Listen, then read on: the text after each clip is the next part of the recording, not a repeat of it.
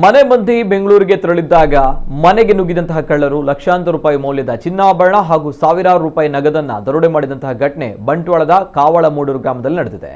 ಇಲ್ಲಿನ ನಿವಾಸಿ ಇಬ್ರಾಹಿಂ ಕೈಲಾರ್ ಎಂಬುವರ ಮನೆಯಲ್ಲಿ ಈ ಕೃತ್ಯ ನಡೆದಿದೆ.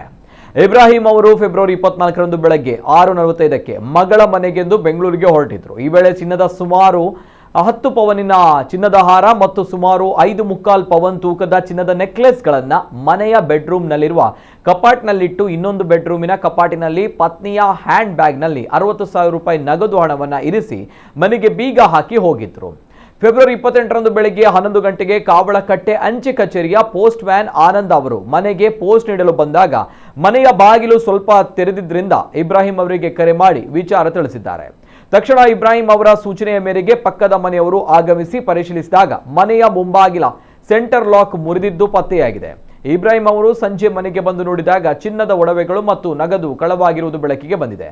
ಈ ಬಗ್ಗೆ ಇಬ್ರಾಹಿಂ ಅವರು ನೀಡಿದ ದೂರಿನಂತೆ ಪುಂಜಾಲಕಟ್ಟೆ ಠಾಣೆಯಲ್ಲಿ ಪ್ರಕರಣ ದಾಖಲಾಗಿದೆ.